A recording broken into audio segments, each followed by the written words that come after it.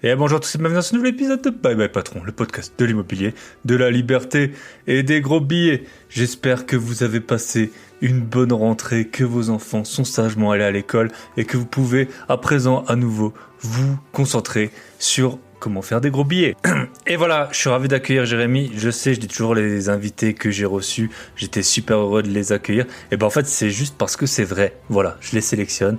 J'adore les invités qui participent au podcast. Souvent, on s'entend très bien en off. Il y a des personnes que je connais plus ou moins bien dans la vraie vie. Avec Jérémy, on avait déjà pas mal échangé lorsque j'étais passé sur son podcast. Là, on a encore bien échangé avant, après, pendant le podcast. Et il s'avère que moi, j'ai également participé à son podcast de la semaine. Donc, c'est un peu dur à suivre. Il y a un an, j'étais passé chez Ça fait un bail. C'est la semaine qui vient de s'écouler. Je suis repassé dessus pour parler des freins à l'achat et comment se lancer dans l'immobilier. Donc en fait, justement sur base des personnes qu'on accompagne avec mon associé dans le cadre du Club Invest. Donc on a des membres qui réalisent leurs premières opérations rentables ou alors qui avaient déjà des biens et puis on les aide à arbitrer, à avoir les stratégies un peu appliquées.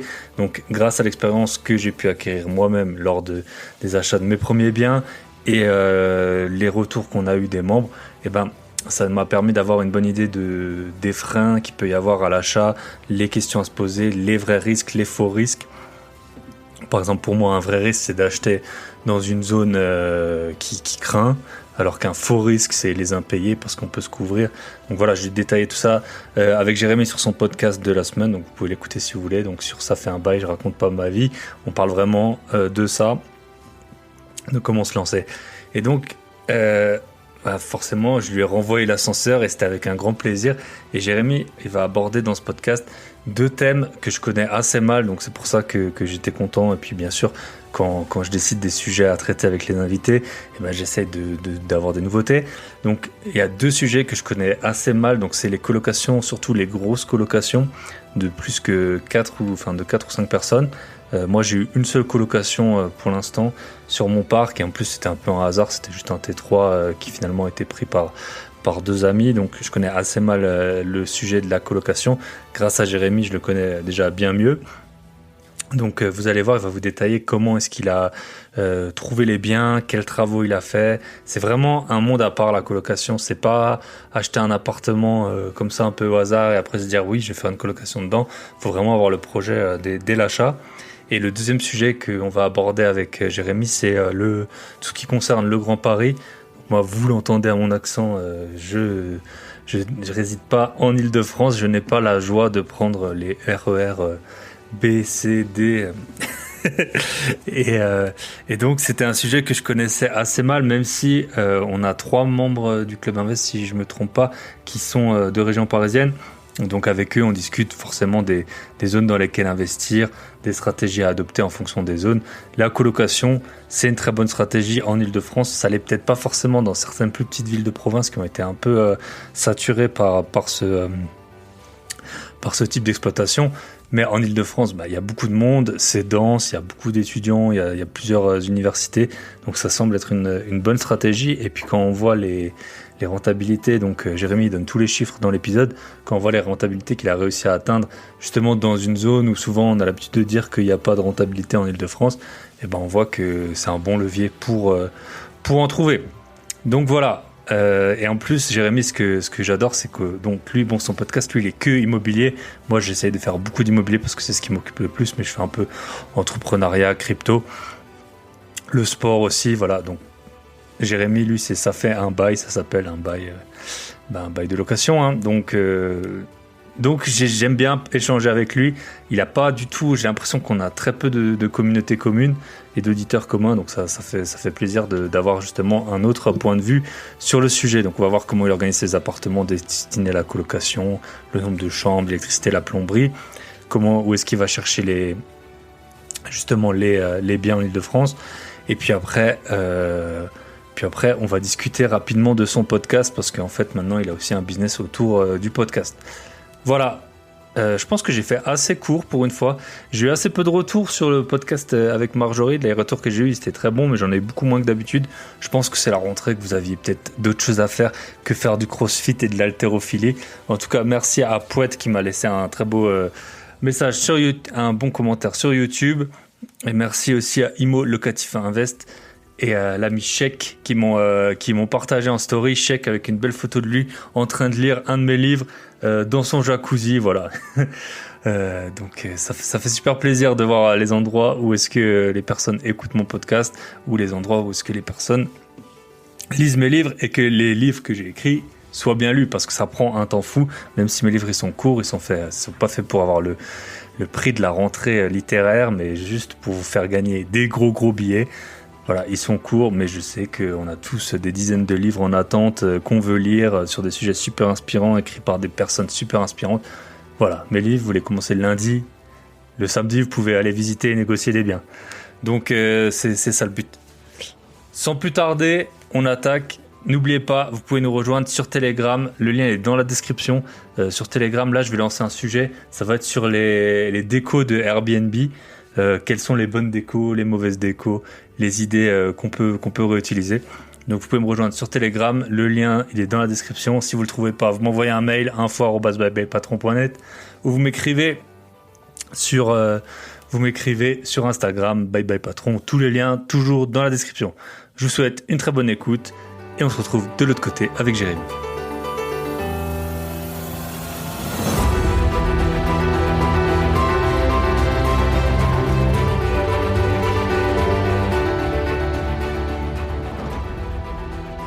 Et bonjour à tous et bienvenue dans ce nouvel épisode de Bye Bye Patron. Et aujourd'hui on accueille Jérémy, le créateur, fondateur de Ça fait un bail. Salut Jérémy. Salut Thibaut, comment ça va ? Ça va. Bah écoute, c'est super. Je pense que vraiment ce qui est assez insolite, c'est que moi j'ai déjà fait venir d'autres podcasteurs sur mon podcast et on a des communautés qui sont très liées quand ça concerne l'immobilier. Et j'ai l'impression que les nôtres sont beaucoup moins liées. Donc nous on s'est connus, notamment j'étais passé sur ton podcast il y a quasiment 1 an et il était plus que temps que je rende l'invitation là, franchement dans une société de bonnes mœurs, ça aurait dû être fait bien avant. Donc comment ça va Jérémy ? Ça va, je t'en veux pas du tout de m'avoir fait patienter un an. et en effet, je pense qu'on a des communes qui sont assez qui se recoupent pas complètement, mais il y a quand même une passion de l'immobilier qui doit être bien présente et ça fait plaisir. Je pense qu'on a tous eu on n'a pas trop les mêmes invités, etc. Il y a d'autres podcasts où je retrouve tous les invités que j'ai eus. Je me dis putain, mais en fait ils sont en train de faire exactement la même chose que moi et on a des tons qui sont un peu différents, ce qui est hyper cool. Moi, je suis auditeur aussi de Bye Bye Patron, c'est assez cool. Ah bah super. C'est vrai que moi j'essaye vraiment alors quand t'es pas podcasteur, tu le sais pas, mais moi j'essaie d'avoir des invités, notamment qui sont jamais passés sur des podcasts. Donc quand t'es podcasteur, c'est beaucoup plus compliqué parce qu'ils ont pas de micro, ils savent pas exactement. Parfois il y en a, ils ont même plus d'ordinateur. Et puis je suis un peu aussi en veille pour faire en sorte. Ça m'est déjà malheureusement arrivé que un invité, surtout quand c'est des sociétés, en fait, il démarche tous les podcasteurs et toi, tu le sais pas, t'enregistres un épisode et puis tu vois qu'en fait, il y a 3 jours, il est passé ça m'est arrivé chez quelqu'un d'autre. Donc voilà, ton podcast, ça fait un bail, hein, c'est un podcast qui fonctionne très bien. Donc déjà félicitations. Et aujourd'hui, on va parler de 3 thèmes. Je les annonce. Normalement, je n'annonce pas le plan, mais allez, on les annonce. On tease. On va parler de la colocation parce que c'est un domaine que moi je connais très mal. J'ai eu qu'une colocation et en plus c'était une colocation de 2, donc je sais pas si on a le droit de. On dirait que oui, mais c'est ça. C'est comme voir ses abdos, si on est tous maigrichons, ça compte pas. Donc une coloc à 2, ça compte pas. Du Grand Paris et pareil, nous, moi je suis alsacien au départ, donc Paris bien sûr. J'ai déjà été, vous inquiétez pas, hein, j'ai même de temps en temps, mais c'est pas du tout ma zone de chalandise, on va dire. Et on va parler aussi du podcast parce que toi, t'es podcasteur professionnel et puis en fait, t'accompagnes même des marques pour le podcast. Donc c'est un métier qui est quand même assez nouveau et novateur. Donc on va voir comment. En fait, ça fait un bon parallèle Bye Bye Patron et en plus podcast. Voilà. Donc tous mes centres d'intérêt.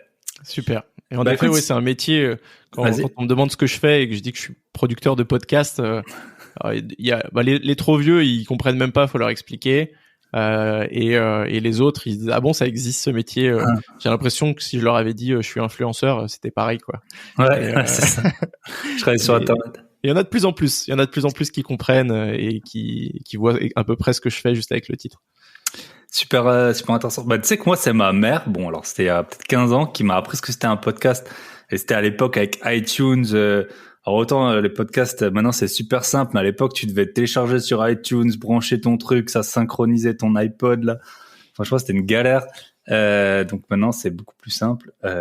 Et donc, bah, est-ce que tu peux juste te présenter rapidement quel âge t'as, un peu où est-ce que tu habites, et puis bah, on va voir ensemble tes activités. Ouais, super. Bah écoute, moi j'habite à Paris, dans le 18e à Montmartre. J'ai grandi, j'y suis pas depuis très longtemps, j'y suis avec ma copine maintenant, mais avant j'ai grandi dans le 77, dans une petite ville de 35 000 habitants qui s'appelle Ponto Combo. Voilà, mon père est portugais, ma mère est polonaise. Donc naturellement, j'ai été un peu baigné dans les travaux et la rénovation. Tout le monde travaille dans le bâtiment. Pas de cliché, pas de cliché. Voilà. Et bah voilà, c'est comme ça là, c'est comme ça dans la famille. Et du coup, voilà, j'ai un peu bossé sur les chantiers avec mon père. Mon père artisan qui a jamais tu vois, eu d'éducation financière, etc. Mais en revanche, tous les soirs et tous les week-ends, il bossait sur des apparts ou maisons qu'ils avaient réussi à acheter avec ma mère. Ma mère sur la partie administrative, mon père sur la partie travaux. Et ça m'a un petit peu mis le pied à l'étrier. Après une école de commerce qui m'a bien plu. J'ai commencé à bosser en start-up, et ensuite j'ai vu rapidement dériver vers l'immobilier et le podcast, qui étaient deux sujets que j'aimais beaucoup. Ok, top. Ouais, c'est vrai. T'as vu comment ça s'appelle, la cage dorée? Ouais, je l'ai vu. C'est un peu, ouais, voilà. Quand on connaît des Portugais assez cliché, proches. mais ça me rappelle quelques trucs, ouais. Voilà, c'est. Eh ben, écoute, avec toi, donc je voulais parler colocation. Donc toi, t'en as, et en plus, t'as aidé des personnes à en monter.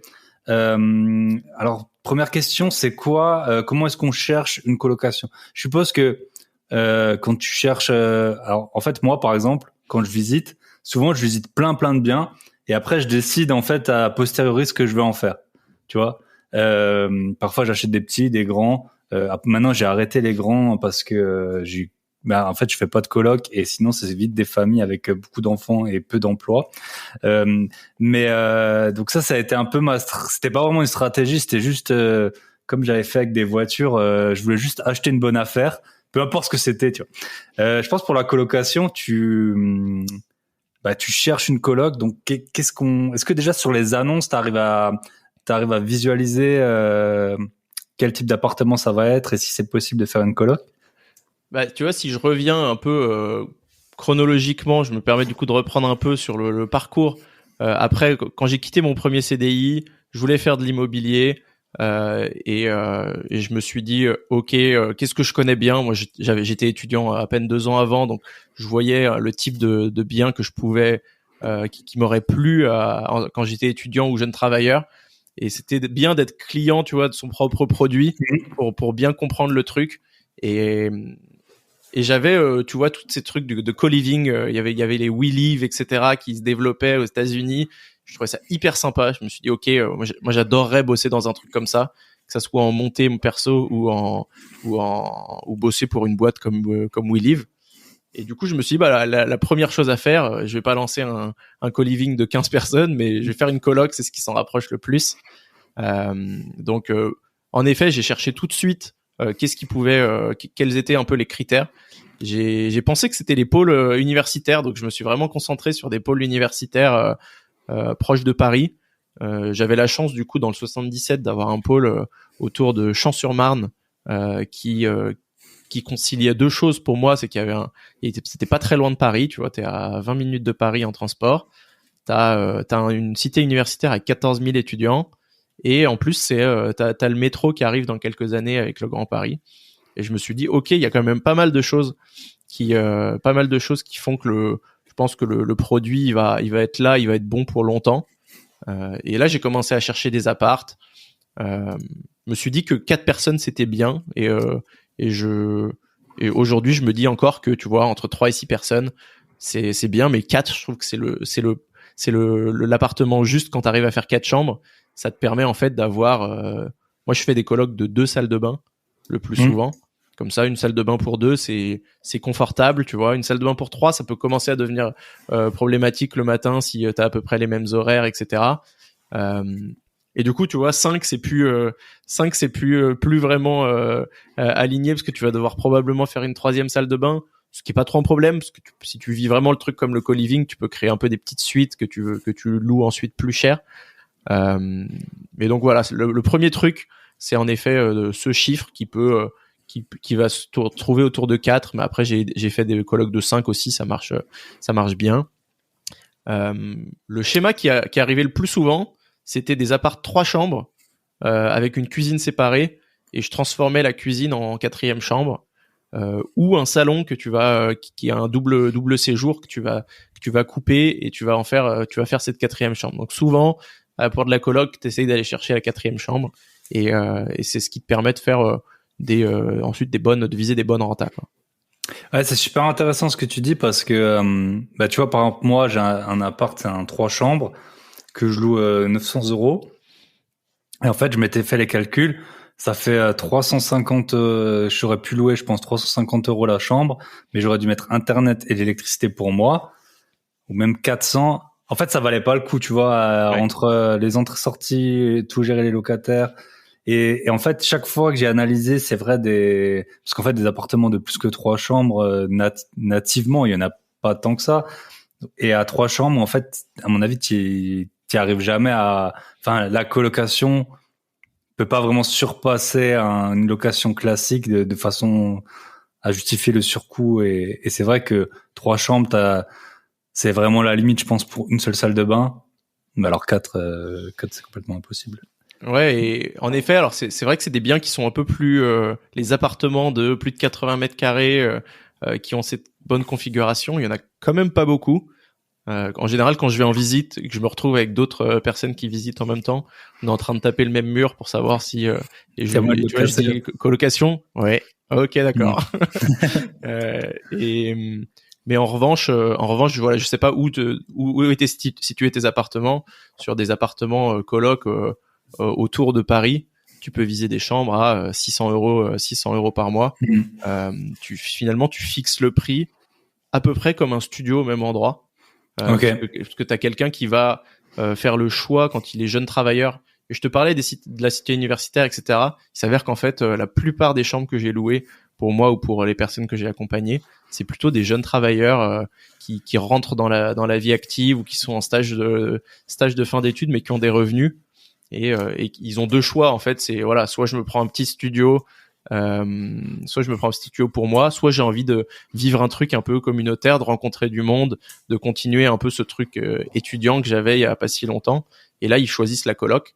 Et si tu fais une coloc qui est bien, tu vois, assez haut de gamme sur les codes du co-living, donc tu vois, là, je vais mettre Netflix, je vais très bien décorer, je vais mettre des draps, etc., histoire qu'il arrive vraiment avec ses valises et qu'il puisse se poser. Il y a le ménage, il y a une femme de ménage qui passe toutes les 2 semaines. Plusieurs avantages à ça. Bah déjà, t'évites pas mal de friction entre les locataires. Il y a rien qui peut s'entasser pendant des mois, comme c'est le cas parfois en communauté. Et même si même si elle est pas là pour nettoyer des énormes tas d'ordures, si ça commence à arriver, bah moi, la femme de ménage, elle me le dit et je leur passe un coup de fil et c'est réglé. Et pour le moment, j'ai vraiment aucun souci. C'est un peu un moyen de contrôle aussi qui est intéressant. Et ce que tu t'as dit sur Netflix là, parce que moi je l'ai dans les locations courte durée. Ouais. J'ai une question. Alors peut-être que toi t'as la réponse, mais sinon les auditeurs, si vous l'avez, moi ça m'est arrivé plusieurs fois en fait, quand j'avais pas de code sur les Freebox, les locataires, ils ont souscrit à des trucs, et très souvent à des trucs pour adultes, quoi. Et en fait, je me demandais si ça, mais tu vois, je suis sûr qu'un certain public serait très content d'avoir un pack inclus, mais tu peux pas non plus l'annoncer, tu vois, sur la fiche Booking ou Airbnb.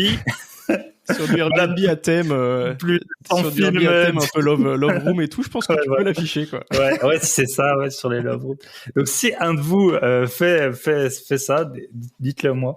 Le Exactement, Disney Plus, j'y ai pensé aussi, Mais les trucs pour adultes, si quelqu'un connaît une manière de bloquer les achats depuis la télé, ça m'intéresse aussi parce que tu peux mettre un code, mais c'est vrai qu'au début tu penses pas et tu t'en rends pas tout de suite compte. Donc Et tu vois, pour Disney+, moi je suis de l'Est parisien, il y a Disney justement qui est pas très loin.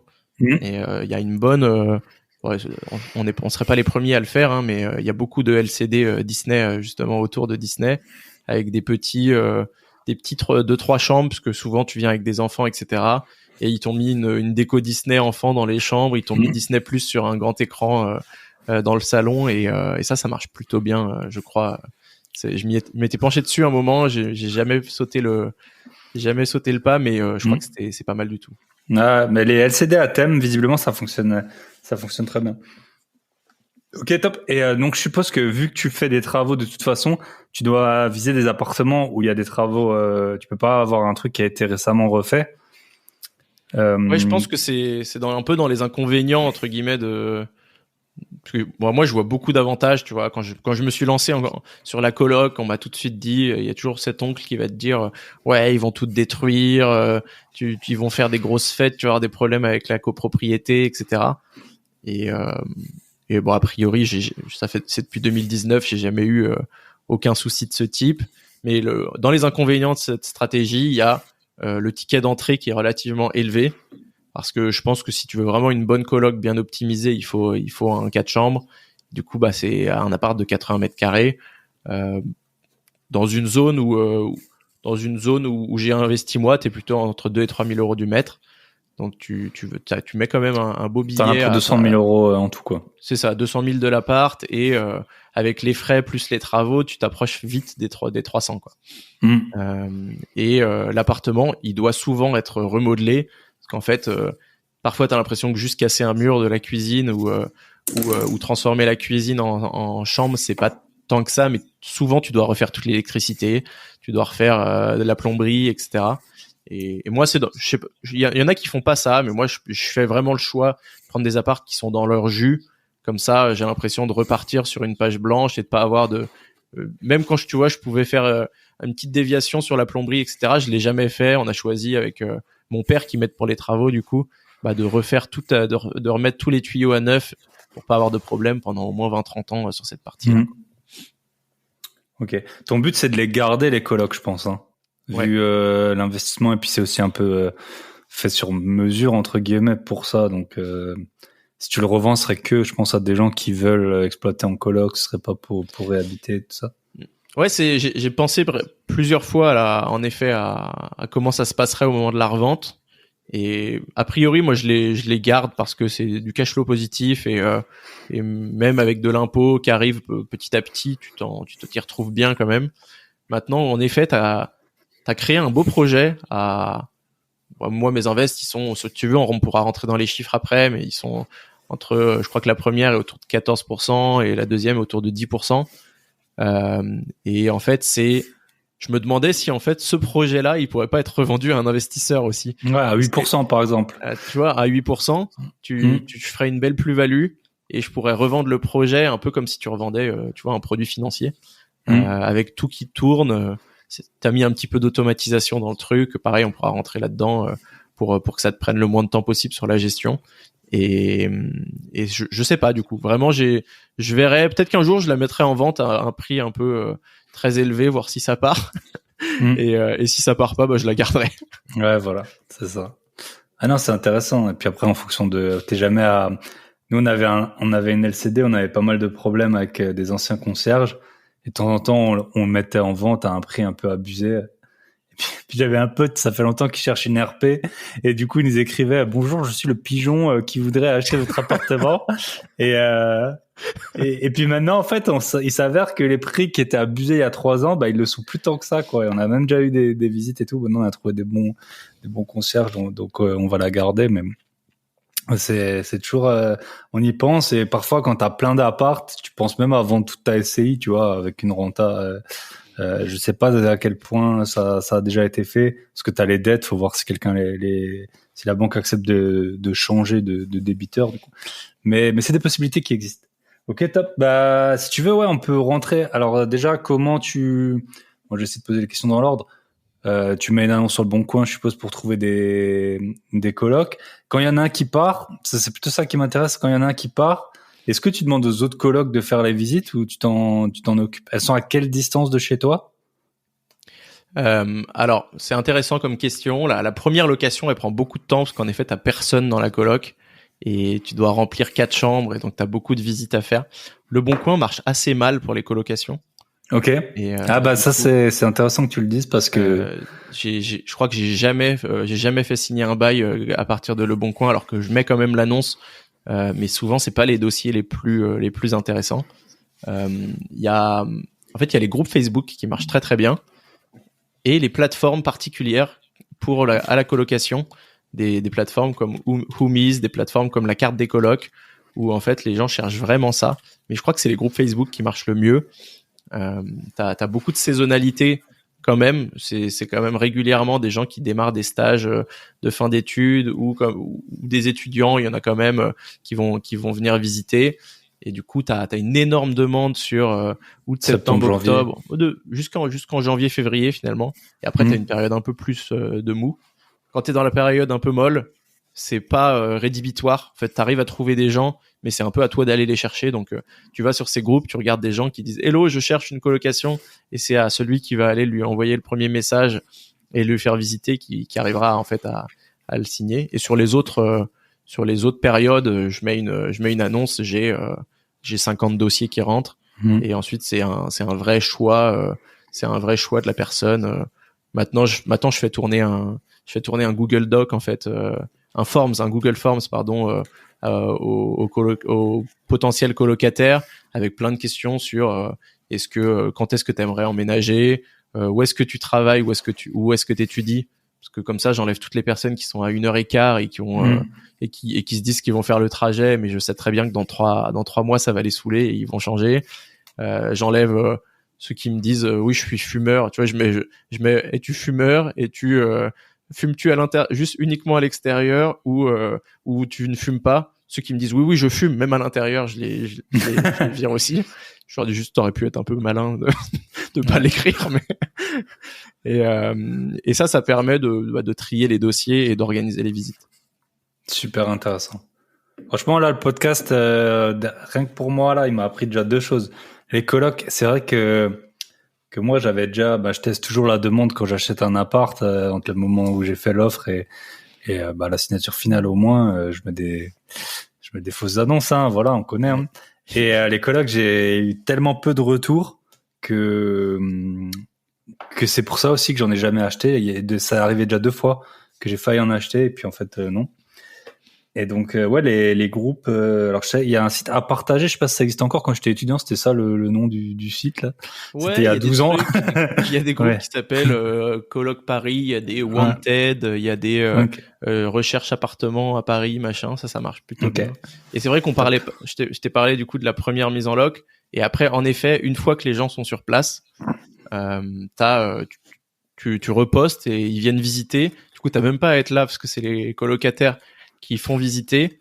Toi, tu vas récupérer 10 dossiers quand t'as une chambre, qui est libre. Tu vas leur envoyer 2 ou 3 personnes et que toi t'as considéré comme sérieuses, et à la fin c'est elles qui vont choisir.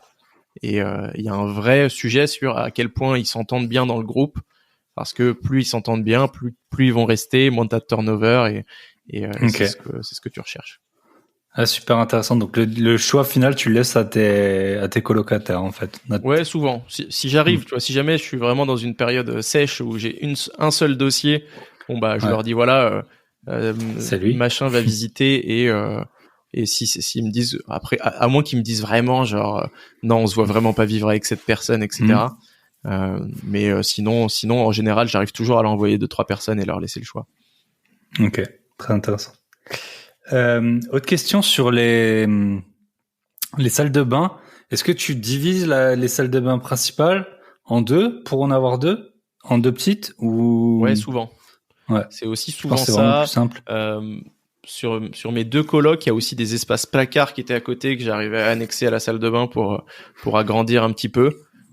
Et en fait, dans 2 mètres carrés et demi, 3 mètres carrés, si tu t'installes bien la salle de bain tu peux mettre une belle vasque, tu vois, mais pas la mini vasque tu retrouves De dans les toilette, WC, quoi. Tu mets des WC, tu mets une douche en 90 par 90 et une belle vasque avec un miroir, un sèche-serviette et finalement t'as pas besoin de beaucoup plus, quoi.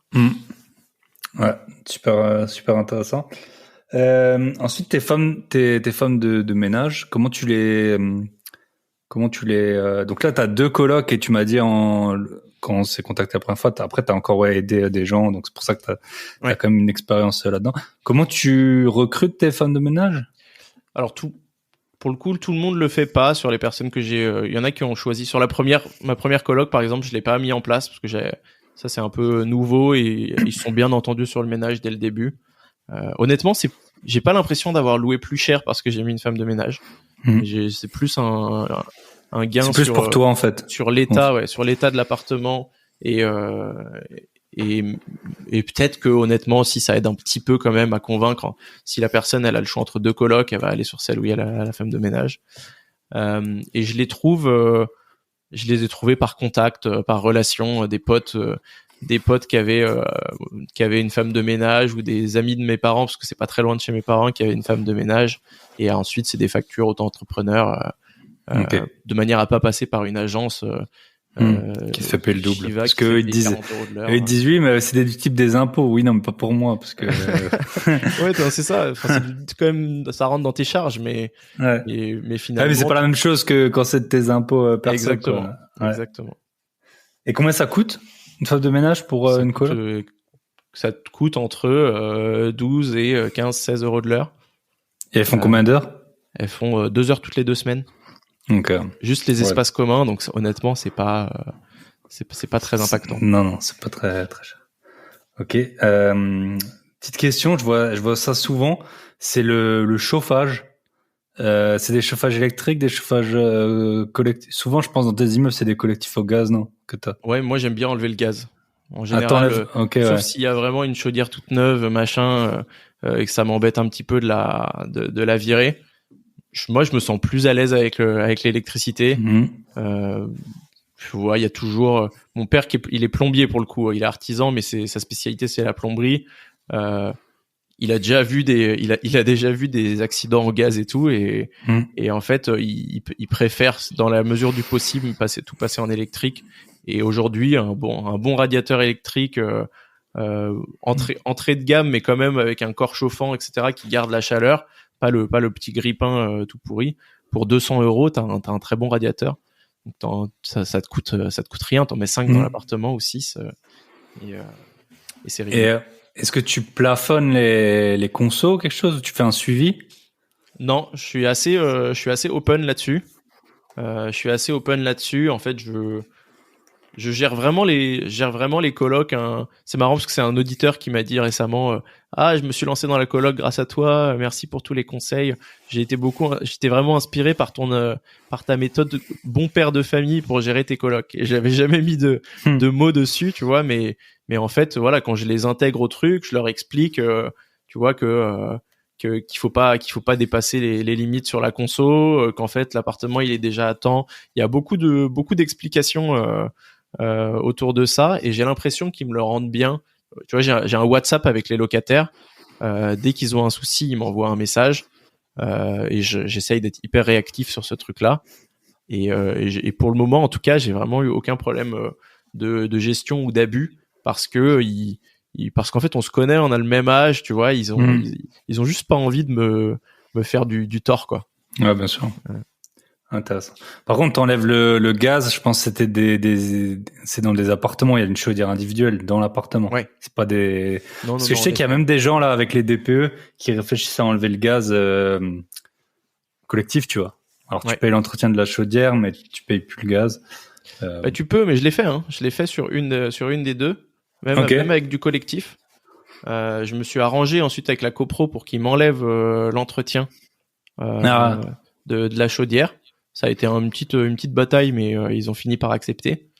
Et voilà, ça se fait honnêtement. Et je pense que vis-à-vis des DPE, c'est plus intéressant. Ok, super intéressant. Donc ça, c'est bon. On a dit que t'avais pas de problème avec la copro, les travaux. Tu peux nous donner les chiffres peut-être de tes 2 colocs? Ouais, alors tu veux, écoute, hein. la première, je l'ai achetée en 2019. Ok. Je me suis noté un peu les chiffres parce que ça fait un peu longtemps, juste avant l'épisode. Tout cet argent qui rentre tous les mois, on s'en rappelle plus. Non. J'irai pas jusque là, mais bon, c'était un vrai bon plan, je pense. Je l'avais payé 169 000 euros pour 84 mètres carrés. Donc on était à 2 000 euros du mètre. Et aujourd'hui, ça, clairement, ça se trouve plus des opportunités comme ça. Je suis toujours, tu vois, j'ai toujours les alertes dans cette zone-là avec ce type d'appartement et j'ai pas retrouvé. J'ai mis 25 000 euros de travaux, mais c'est parce que j'ai passé beaucoup de temps sur le chantier, presque tous les jours. Et que mon père aussi, sur le deuxième, il m'a fait moins de cadeaux, mais sur le premier, j'ai eu un peu de chance là-dessus. En gros, j'ai mis 25 000 euros de travaux, devait y avoir plutôt 50 si tu faisais faire ça normalement. 5 000 euros de mobilier, donc ça me fait une opération à 210 000 euros. J'avais mis à peu près 5% d'apport, tu vois, 10 000. Donc j'ai des mensualités à 800 euros. Et, sur 25 ans. C'est sur 25 ans. Et je rentre 30 000 euros de revenus annuels, donc 2500 euros. Pas mal. Ouais. Pas mal. J'ai 3 ans de différé, donc c'est juillet 2019, donc je commence officiellement à payer mon crédit ce mois-ci. Donc voilà, 3 ans à 30 000 euros. Je vous laisse faire les calculs. Hein. C'est assez rapide. Hein. C'est assez rapide si vous avez été jusqu'en CE2. Normalement, ça devrait bien se passer. Et vraiment, mon objectif, c'est que je voulais pouvoir entreprendre, lancer ma boîte justement dans le podcast et être hyper serein, pas dépendre des aides ou d'un RSA ou de. D'ailleurs, c'est un truc dont on parle assez rarement, mais quand tu es investisseur immobilier, en tout cas en France, il y a plein d'aides qui sautent. Hein, t'as plus le droit à ces aides. Donc du coup, c'était vraiment pour pouvoir entreprendre sereinement et il me fallait un vrai premier projet à cash flow. Donc tu vois, c'est quand même dans une barre d'immeuble l'immeuble est pas très joli, etc. Maintenant, quand ils rentrent dans l'appartement, ils ont un peu l'effet waouh et du coup ça se loue bien.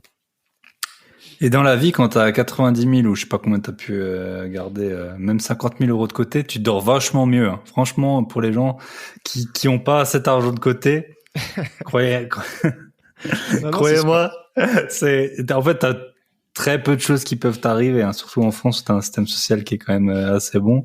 Quand t'as ça, t'es pas mal.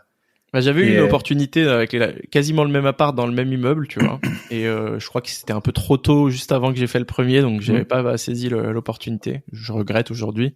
Mais parce que je m'étais dit, tu vois, c'est bon, je viens de me construire un truc, vraiment un filet de sécurité, un truc hyper serein. Par contre, si je m'en fais 2 dans le même immeuble et que l'immeuble il se casse la figure, genre je préfère même faire ça dans l'immeuble en face, tu vois. C'est vrai. Je serais un peu plus serein. Bah, casse la figure, je sais pas si c'est probable, mais t'as déjà, oui, un incendie, c'est possible. Ouais. Et le truc le plus probable, c'est, tu vois, moi j'ai un appart, l'autre fois je vois la locataire, je dis tout va bien, franchement l'appart il est bien, l'endroit il est bien et tout. Elle me dit ouais, en dessous de chez moi il y a un schizophrène, il vient, il toque à la porte la nuit et tout.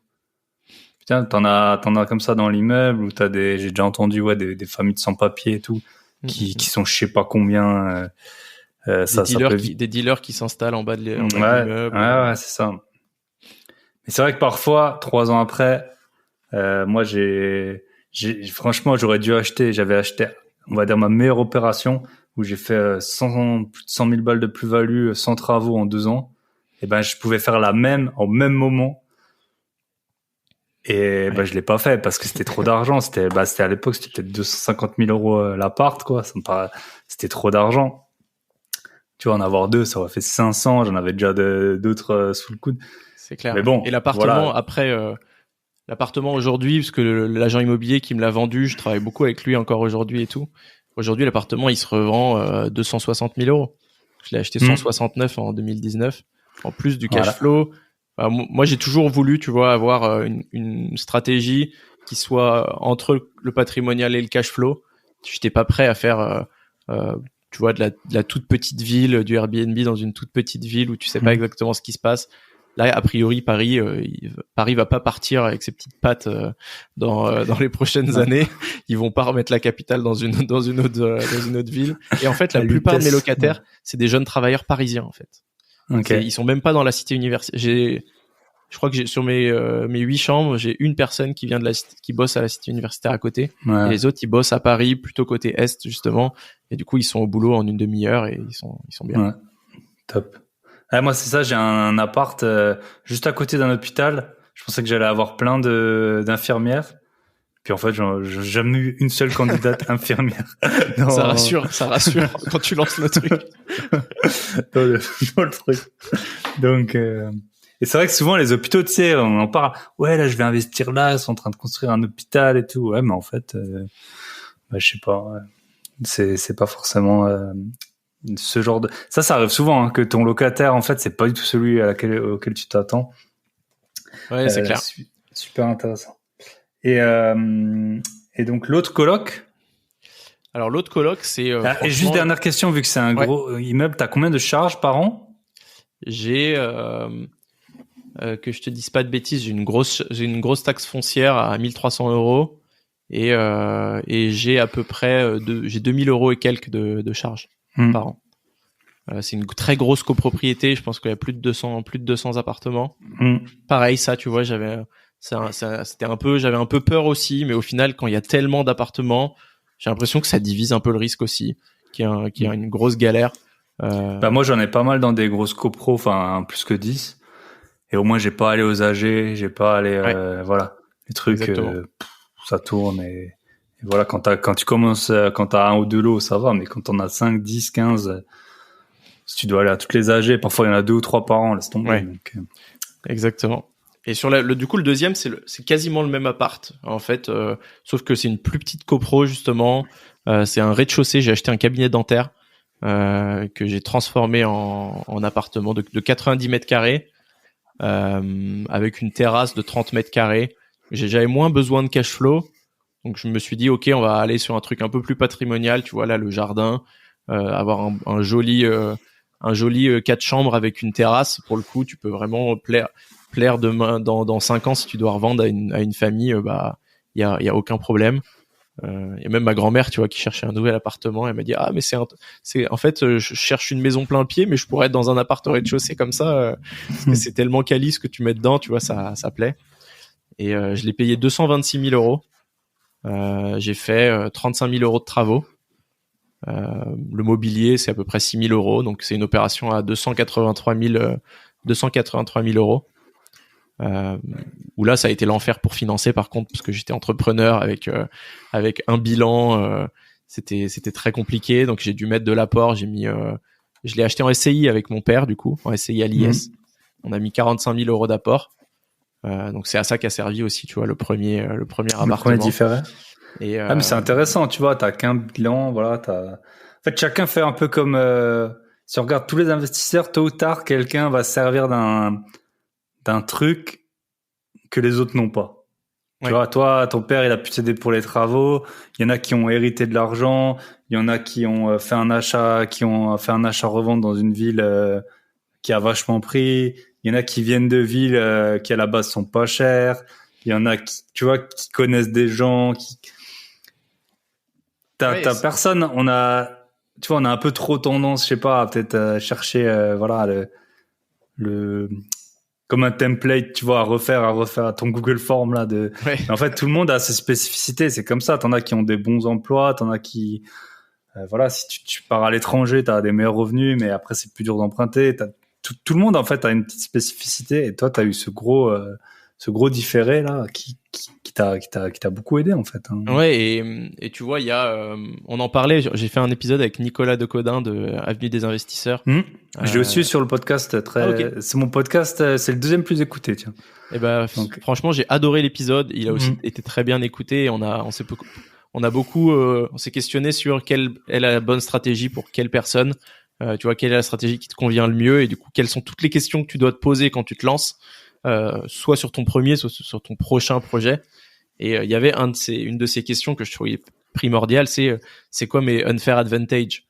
Qu'est-ce que moi j'ai que les autres ont pas? Et ça peut être des trucs tout cons, tu vois. C'est vivre proche d'une ville ou bien connaître une ville qui soit finalement qui s'avère être une ville rentable sur tel scénario, avoir dans ton réseau des agents immobiliers qui vont pouvoir te mettre des bonnes offres avant qu'elles sortent sur les plateformes, des artisans du bâtiment dans ta famille, des connaissances en bâtiment, tu vois, si t'aimes finalement. Moi, je me suis rendu compte qu'en fait, passer une journée par semaine sur le chantier, ça me faisait pas perdre une journée de boulot, parce que c'était un peu le moment où je décompressais, où je réfléchissais. Je sortais de cette journée bien épuisé. C'était l'équivalent de 2 heures à la salle de sport aussi.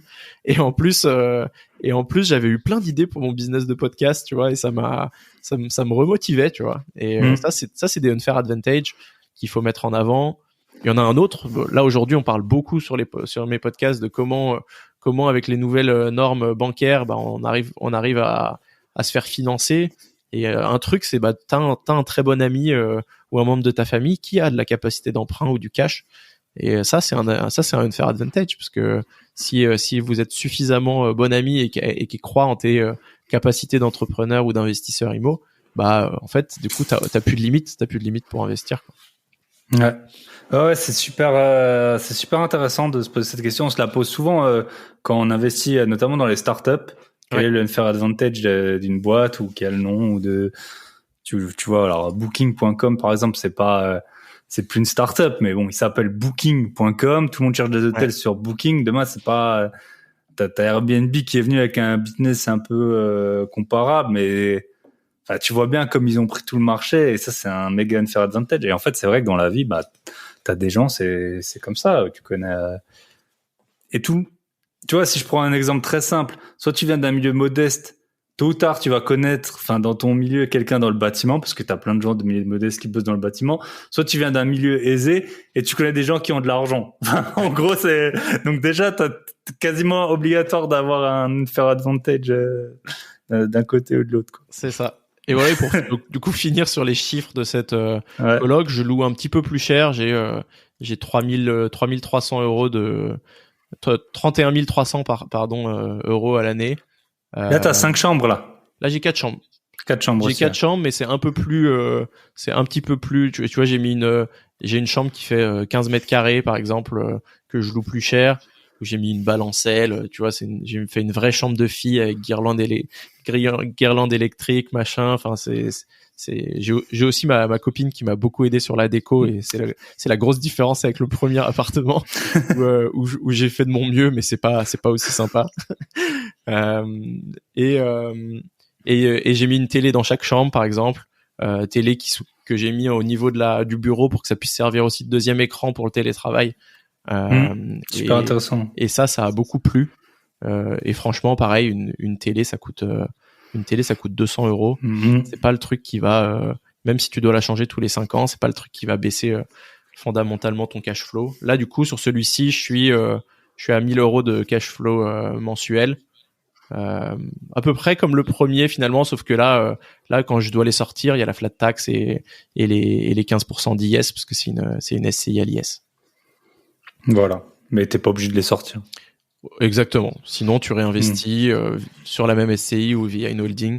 J'en suis pas encore là, mais j'ai a priori pas prévu, en tout cas, en effet, de les sortir pour le moment, parce que ils sont bien où ils sont. Ouais, voilà, c'est super intéressant. Et bon, les femmes, franchement, enfin, si vous êtes un homme, trouvez une femme pour la déco. Sauf si vous faites partie des, je sais pas, des 1, 5 ou 10% parce que nous, on n'est pas bon là-dedans, hein. Faut dire ce qui est. T'as beau croire que t'es bon, t'es pas bon. Alors moi, dans un petit studio, j'avoue, je suis allé une fois chez Action et chez un autre magasin. J'ai pris tous les trucs que je trouvais, tu vois, trop advanced pour moi, quoi, trop progressiste, je sais pas comment dire. J'ai pris tout plein de trucs comme ça, et je les ai tous mis dans le studio, et à la fin, ça rendait pas trop mal, tu vois. Mais c'était des trucs, jamais je les aurais mis chez moi. Des trucs à fleurs, des trucs avec des animaux, des trucs pastels et tout. Ouais, il y a un vrai plantes, sens, des tapis et tout. Vrai sens de l'esthétique. Tu vois, moi, j'ai été élevé avec beaucoup de sens pratique, tu vois, pour les choses. Et genre, donc dans ma première colocation, vraiment, tu vois, j'ai mis donc dans les deux, il y a un bureau et tout, mais c'est des petits exemples, mais ça vous montre un peu la différence. Genre moi, il y avait forcément une poubelle, par exemple, en dessous du bureau, parce que c'est pratique pour jeter les papiers, un pot à crayon, machin. Et ma copine, elle m'a dit, mais on s'en fout en fait de tout ça, tu vois. Ce qu'il faut prendre, c'est une bougie, c'est des bougies, c'est une plante, c'est un machin, tu vois. Et moi, j'étais là, mais pourquoi je mets de l'argent dans une plante, tu vois. Et en fait, sur les photos, l'appart, il fait deux fois mieux, quoi. Ah oui, ça change mieux. tout. Et personne m'a dit, il y a pas de poubelle. Non, personne m'a jamais dit ça, quoi.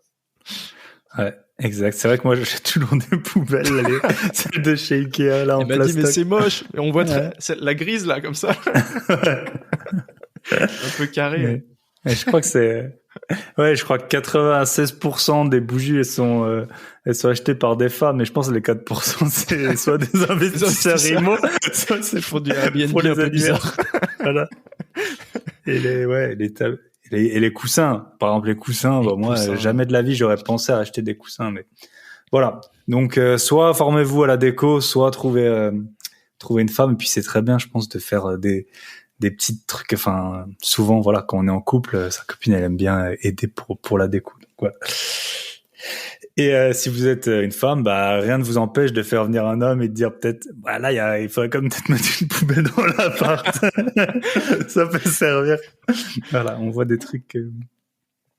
Ok, top. La coloc, on a fait un bon tour. Je pense que ça va être un podcast plus long que d'habitude, mais on a plein de choses à se dire et je suis super content de t'avoir sur le podcast.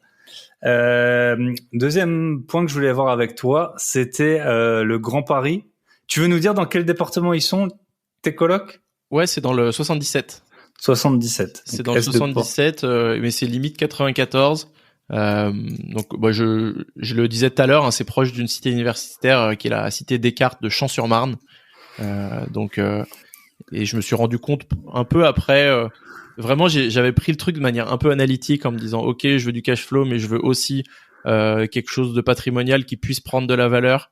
Et je m'étais dit, si je trouve pôle de développement du Grand Paris, plus cité universitaire, plus RER, je dis banco, je mets une croix et je commence à faire des visites ici, tu vois. Et il s'est avéré que c'était à 10 minutes de chez mes parents. Donc là, encore plus sympa. Et j'ai commencé à bosser comme ça. Maintenant, honnêtement, je sais pas à quel point ce nouveau projet, le métro, il y a la ligne 15 qui arrive dans quelques années. Je sais pas si ça drive les prix vers le haut. C'est quand même une réassurance pour me dire, tu vois, c'est pas une zone qui va être délaissée. Il y a quand même un développement qui est prévu. Et j'ai l'impression de pas m'être trompé parce qu'ils ont refait beaucoup de trottoirs tout autour de la copro. Il y a vraiment quelque chose qui se passe. C'est plus joli aujourd'hui que ça l'était en 2019, quoi. 1200 €, 1300 € de taxes foncières, faut bien qu'elles aillent quelque part, hein. Ouais, exactement. Ouais. Et ça, pareil, c'est un truc. Moi, 2019, il y avait 900 € et 2021, j'ai eu 1360 €. Ça arrive d'avoir des appartements où t'as 2 mois de loyer nu de taxes foncières, hein, surtout dans les immeubles années 70, parce qu'en fait, de ce que j'en sais, l'administration fiscale, alors si les crypto-monnaies, les taxer, ça allait super vite. Par contre, les taxes foncières, ça date des années 70, donc avoir le chauffage central, une baignoire et tout ça, c'est un ascenseur. Ça augmente fortement votre taxe foncière. C'est considéré un peu comme du luxe. Donc c'est ça. Et voilà, sur les pôles du Grand Paris, il y a eu beaucoup de démarches pour aller développer certaines villes et notamment c'est vraiment basé sur les nouveaux axes. Donc il y a la ligne 15, la ligne 16, la ligne 17 qui sont des axes de métro il y en a certaines qui partent du centre, mais c'est quand même des lignes qui font un peu le tour de Paris, qui vont passer par les aéroports, tu vois, ils vont passer par Charles de Gaulle, ils vont passer par Saint-Denis. Ensuite, ils vont passer vers l'est sur la partie dont je te parlais, Champs-sur-Marne, Val-de-Fontenay, etc. Ensuite, ils descendent en bas sur Orly, ils se rapprochent d'Orly et c'est un peu une boucle qui est en train d'être créée. Et tout ça, c'est censé mieux irriguer. Et quand t'es à côté de ces gares-là, déjà les projets ils sont impressionnants. T'arrives à côté, tu te dis mais qu'est-ce que c'est que ça ? Ils ont fait un trou de 30 mètres de profondeur sur 1 kilomètre de long. Enfin c'est avec 15 grues. Tu te dis ok là il se passe quelque chose. Donc si j'achète là, c'est je pense que c'est quand même un bon. S'il y a eu des milliards d'investis là-dedans, il devrait faire un truc quand même pas dégueu. Et je pense que ouais, c'est une bonne zone. Après, les zones où si tu cherches à faire de la renta, en tout cas sur les opérations que j'ai fait moi, faut quand même être entre 2 et 3 000 euros du mètre. Et il y en a de moins en moins. Et c'est de plus en plus dur. La preuve, c'est que tu vois, j'ai acheté presque 2 apparts identiques, un à 169, un à 226 000, à 3 années de différence. Mais vraiment, le constat, c'était de se dire, pour moi, c'était de me dire, ok, on a Paris, c'est 10 000 du mètre. Pourquoi à 20 minutes en transport, il y a des villes qui peuvent être 5 fois moins chères? Tu vois, c'est pas 5 fois moins bien de vivre là, tu vois. C'est pas, Ouais. tu peux bénéficier de beaucoup d'avantages de Paris si tu veux sortir, si tu veux machin. T'as aussi des avantages à être à l'extérieur, tu vois, à côté de ma coloc. Il y a un énorme parc qui a pas d'équivalent à Paris où tu peux aller courir, etc. Et du coup, je trouvais que c'était une incohérence de marché. Et je reste convaincu, je suis un grand convaincu que Paris, dans quelques dizaines d'années, ça vaudra 20 000, tu vois, ça va pas s'arrêter de si tôt. Je pense que c'est un bien de luxe, de toute façon. Paris, ça fait 10 km sur 10 km, en fait. Donc, il y a pas un nombre phénoménal de boîtes aux lettres, en fait. Ouais, c'est ça. Et si tu regardes le nombre d'habitants à Paris, il est assez stable, hein. Il a même un peu baissé en 30-40 ans parce que bah voilà, les limites, la ville elle est finie, quoi. Donc, c'est ça. C'est un peu, tu vois, dans toutes ces discussions de NFT, de rareté, etc. dont on a parlé. En fait, moi souvent je me dis voilà, il y a des lands dans le métaverse qui sont partis pour 1,8 million. En fait, d'où une belle vue à Paris sur un monument. En fait, ça pourrait pas valoir 1,8 million, alors que même si c'est un appart de 30 ou 40 mètres carrés, tu vois, un jour c'est ça que tu vas acheter, tu vois, c'est ce truc là. Et du coup, je pense que ça va driver les prix autour. Et c'est un peu le choix que j'ai fait en investissant ici, quoi. Super intéressant. Et après, là, on en parle à fond en ce moment de l'inflation. Bah, il faut se dire un truc. Quand toi t'achètes, ton prix, c'est au prix de l'inflation d'il y a 3 ans, d'il y a 4 ans, d'il y a 5 ans. Donc même si en fait, tôt ou tard, les gens ils gardent le même pouvoir d'achat, les revenus ils vont augmenter. Peut-être que ton pain il coûtera 2 euros tôt ou tard. Toi, tu auras toujours ton emprunt à 200 000. Et donc en fait, si demain il a la même chose, ça coûtera peut-être 400. Donc il n'y a pas vraiment de raison que ça baisse, surtout quand tu es à 2-3 000. Et après, ce qu'on dit pas, c'est quand tu achètes à 2-3 000 euros du mètre carré, ton risque, il est de 2-3 000 euros du mètre carré. Quand tu achètes à Monaco à, je sais pas, 75 000 euros du mètre carré, bah, le risque que ça redescende à 50, il est peut-être éloigné, mais il existe, quoi. Je veux dire, tu peux perdre 25 000 euros par mètre carré. C'est ça. Et en plus, dans les villes pas chères, tu peux toujours attendre, peu importe ta situation, vu que tes loyers couvrent l'emprunt, alors que dans certaines villes, c'est pas le cas. Toi, tes investissements récents, t'es sur quelle base à peu près de prix au mètre carré? C'est vrai que ça a beaucoup, tu vois, augmenté. J'en parlais dans mon podcast qui est paru aujourd'hui. J'ai acheté, alors c'est peut-être un signe qu'il va falloir que je calme les achats. En fait, j'ai une agent qui m'a appelé et elle me donne l'adresse. Elle me dit, vous connaissez la rue? Je dis oui, je la connais. Et après, elle me dit le numéro. Et en fait, j'avais déjà un appart dans cette copro. Mais moi, je savais plus le numéro. C'était un des apparts dans lequel j'avais passé le moins de temps. On n'avait pas fait de on avait fait des tout petits travaux. C'était mon associé qui avait géré et tout. Et je l'ai acheté, pour te dire, c'était un 42 mètres carrés. Alors, c'est dans une ville où c'est pas cher, mais aussi, je l'avais bien acheté. 42 mètres carrés, 63 000 euros en 2020. Et là, j'achète et j'ai négocié comme un chien. J'ai négocié le plus. Le gars, ça se voyait qu'il était, l'agent, il me disait, je l'ai eu une demi-heure au téléphone, il m'a insulté que je trouve des acheteurs qui négocient autant. Et je vais payer 77 000, quasiment le même bien, on va dire. Ouais. Donc, tu vois, de 2020, je sais plus si c'était 2020 ou 2019, mais je crois que c'était 2020 que je l'avais acheté. Donc, c'est ça. Maintenant, moi, j'avais des villes où c'était moins de 2 000 euros le mètre carré. Bah là, tu vois, je le trouve encore, mais c'est vraiment. À l'époque, les bonnes affaires dans cette ville, c'était 1 000 euros, tu vois. Et c'était longtemps, 1000 euros. Et puis maintenant, d'un coup, c'est 2000. 2000, c'est déjà une bonne affaire. Et tu vois, les loyers, on en parlait avant. Pour nous, les colocs, c'est plutôt 350, 400 dans cette ville. Après, pour ce qui est plus connu, j'ai des appartements à Metz. Et là, c'est pareil. Alors, il y a une demande de malade. Parce qu'en fait, j'ai un appart là, depuis dimanche, j'ai mis une annonce. Je l'ai pas remonté sur le Bon Coin. J'ai eu plus de 100 messages.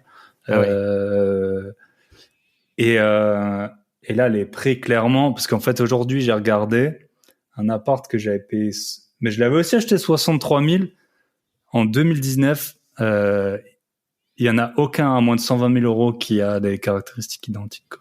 En 3 ans, c'est un truc de fou, quoi. Ça te fait pas peur d'un point de vue, je sais pas, bulle immobilière? Est-ce que tu crois à ça ou pas? En fait, moi, c'est la grosse chance que j'ai, c'est que j'ai fait quelques achats-reventes qui m'ont permis d'avoir du cash de côté. Okay. Et même maintenant, si demain, alors c'est pas ce que je cherche, mais j'ai un bien à 6%, 7%, c'est ok, quoi. C'est pas si grave, tu vois. Mais si j'étais au début de ma carrière, ça ferait trop flipper, hein. Et il y a des villes où c'est impayable. Tu vois, moi, j'ai pas mal voyagé. T'habites t'habites à Bruxelles, des villes, même à Strasbourg, là, je vois les prix maintenant, t'as des trucs neufs, je crois que c'est quasiment 10 000 euros le mètre carré. Les gens, ils gagnent, tu vois, il y a 20 ans, c'était les prix à New York, tu vois, ou même, je sais pas, il y a 15 ans.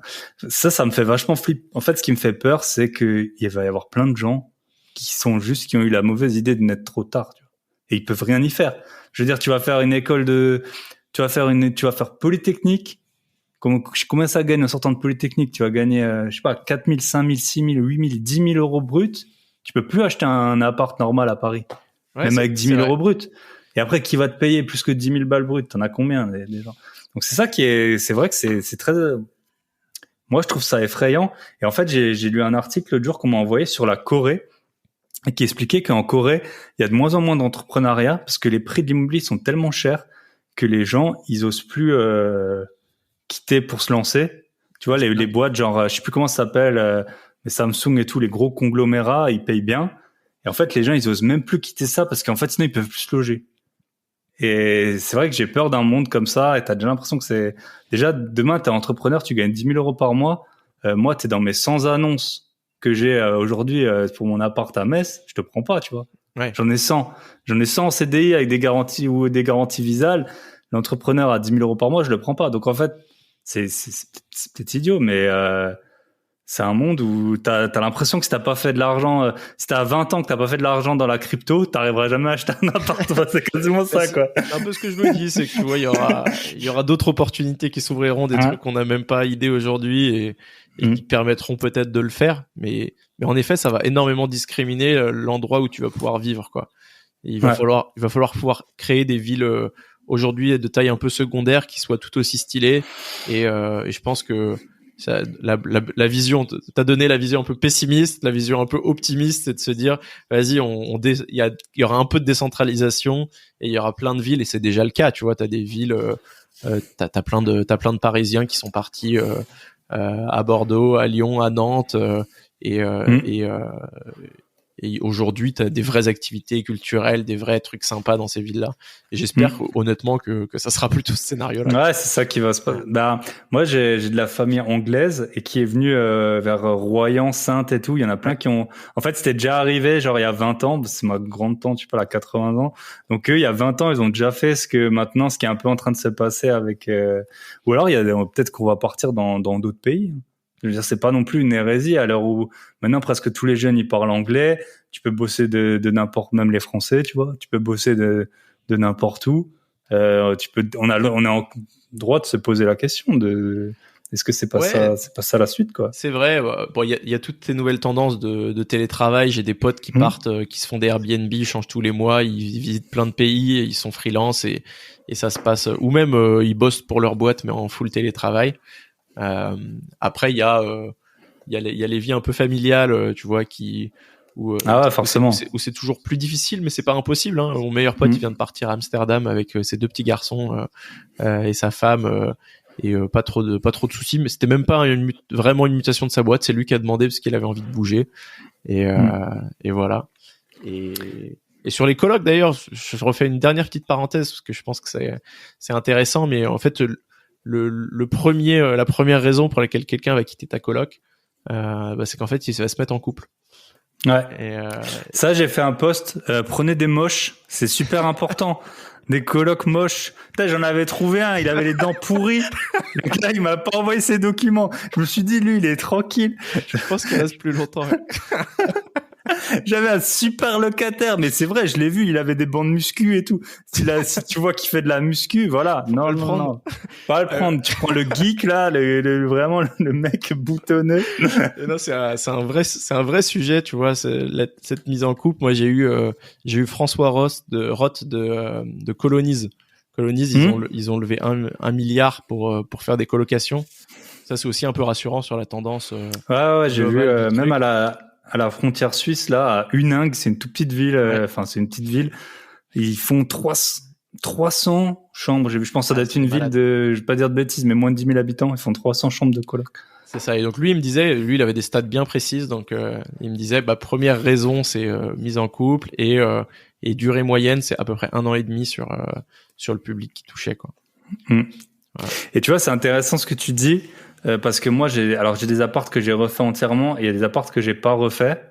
Et à un moment, surtout, on disait, voilà, si tu fais un appart nickel, les gens, ils vont rester longtemps dedans. Ouais. Et je regarde là, les 3 derniers départs, j'en ai une. C'est travaux sur sa ligne SNCF, au lieu de mettre 1 heure pour aller bosser, elle met 3 heures le matin, 3 heures le soir. J'en ai un, 20 ans, il va se marier, il me dit qu'on le met dedans. Déjà, sa femme enceinte, c'était un T2. Bon, ben voilà, change de truc. Et celui d'avant en couple. Donc c'était jamais lié, et c'était, tu vois, dans des apparts que j'ai pas refait, qui sont largement ok, hein, qui sont bien mieux que ceux que j'avais quand j'étais étudiant, mais je les ai pas refait nickel. Mais si je les avais refait pareil, ça aurait rien changé, tu vois. Après, c'est lié par contre aux surfaces que moi j'aime bien, les T2 de 40 mètres carrés. Si je pouvais acheter que ça, maintenant j'achèterais que ça. Ouais, en tout cas sur la T2 40 mètres carrés pour les Airbnb, j'avais eu Florent Richard qui fait de l'investissement LCD à Marseille, et c'est aussi son petit couteau suisse. Il fait que ça aujourd'hui, il sort 2 SMIC par jour en LCD. Il a créé ça en 4-5 ans. Il a été rapide. C'est bien, et en fait ça limite beaucoup les charges de copro. Ouais. Tu vois, parce que si t'as dans les villes où l'IMO il est pas cher, alors je dis pas ça partout, mais limite il vaut mieux acheter un T2 qu'un T5. Tu vois, dans une copro années 70, tu peux vite avoir dans un 120 mètres carrés, tu vas avoir 500 euros de charges par mois. Et tu peux pas les vaut mieux acheter un T2 presque au même prix où t'auras que 100 ou 150 balles de charges. Tu vois, la coloc, j'ai montré le truc, ça a l'air un peu tout rose et tout, mais j'ai appris un truc récemment là sur ma deuxième coloc que j'ai acheté l'année dernière en plus, donc c'est tout récent. Je savais qu'il y avait un ravalement qui allait arriver avec une remise aux normes des terrasses, etc. Mais je m'étais dit vas-y, 5-10 ans. Et en fait, ça a été voté. Et quand t'as des grosses surfaces, t'as des gros millions. Je prends 30 000 euros sur mon compte pour ça, quoi. 30 000 euros. Ben voilà. 000, voilà. 30 000. Si t'avais pas quoi faire avec les 30 000 euros, ben c'est ça. Donc ça va partir avec un prêt, et on va faire un prêt collectif et tout, donc ça va juste. Ouais. Bon, c'est pas mal ces prêts collectifs, hein. C'est vrai que t'arrives à avoir des taux super bas, et puis, mais bon. Ça va baisser le cash flow, tu vois, donc c'est pas 30 000 à sortir de sa poche, mais quand je vois un William Martinet, député insoumis, qui met sur Twitter multipropriétaire Tremblay, je sais pas si t'as vu passer ça. Non, j'ai pas vu ça, non. J'ai vraiment vu ce tweet, j'étais là genre, quelques semaines après, j'ai eu ma copro qui me demande 30 000 euros pour un ravalement. J'ai dit, ça m'a fait un peu vriller ce tweet, tu vois. Ok, top. Si on peut revenir on a un peu digressé, mais franchement, j'adore parce que c'est un peu des sujets très proches des miens, mais que je connais pas super bien. Le Grand Paris, si demain tu peux donner des pistes de recherche, si demain je cherche un appart pour investir en Île-de-France, je devrais aller dans quel coin Moi, je regarderais vraiment les lignes. Tu vois, je regarderais les lignes les futures lignes de métro. Tu mets genre Grand Paris, Nouvelle Gare, t'as pas mal de plans qu'il faut un petit peu étudier. T'en as qui sont prévus pour dans 1 ou 2 ans, d'autres qui sont prévus pour 2030. Quand tu commences à voir quelques croisements, tu te dis tiens, ça a l'air d'être un truc un peu un point un peu intéressant. Moi, je regarde pas mal sur Saint-Denis en ce moment.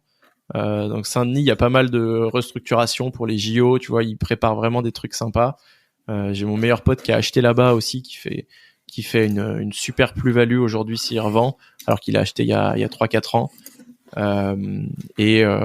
Et tu vois, il y a des nouvelles gares qui vont passer, la Courneuve, le Bourget. Et moi, j'aime bien ce pôle-là. Là, tu vois, je suis en train de chercher dans ce coin-là en ce moment.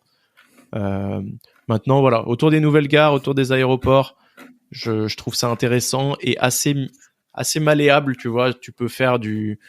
A priori, tu peux faire de la coloc parce que t'as quand même des universités qui sont par là et t'as Paris pas loin. Tu peux faire de l'appartement classique. Tu peux probablement faire des LCD autour des aéroports. Ma mère, elle est hôtesse de l'air et elle me donne vraiment envie de faire ça en ce moment parce que tout le monde cherche. T'as des contrats de 2-3 mois avec des personnes qui viennent, qui parlent une certaine langue, qui viennent pour telle compagnie, etc. Donc c'est des gens qui cherchent qui vont prendre un bail mobilité de 2-3 mois dans l'appartement qui peut vraiment bien se louer. J'ai été invité chez Airbnb il y a quelques jours. Ouais, j'ai vu ça. C'était super intéressant. hyper sympa et on a parlé principalement du bail mobilité, tu vois. Et en fait, Okay. du développement sur la plateforme, en fait, des locations plus longues que quelques jours. Et ça, je pense que c'est un vrai truc à regarder aussi. Et donc voilà, tout le Grand Paris qui se développe pour des gens qui sont en mobilité, c'est intéressant, quoi. Super intéressant. Et on parlait de Paris qui a une taille limitée. Je pense qu'il y a encore plus rare, c'est les aéroports. Parce que quand tu vois comment ça a été tout un foin là pour Notre-Dame-des-Landes, je pense que là, les aéroports qui sont là, ils vont pas bouger de sitôt. Donc, non, je pense pas. Et tu vois, je pense que c'est même plus safe que on parlait du Airbnb Disney par exemple. Ouais. Disney c'est aussi bien implanté, hein, tu t'as pas trop peur, mais je pense qu'il y a des super plans à faire autour des parcs à thème, etc. Mais il faut quand même faire c'est gaffe. quand même plus risqué, je pense, qu'un aéroport. C'est quand même plus risqué. Maintenant, quand j'ai vu Airbnb, je crois qu'ils ont mis Disney. Là, ils ont créé 2 nouveaux univers, la Reine des Neiges et Avengers, je crois. Et l'investissement, il se compte en milliards en fait. Ah, dis, bon, ça va pas bouger tout de suite non plus, quoi. C'est un truc de fou.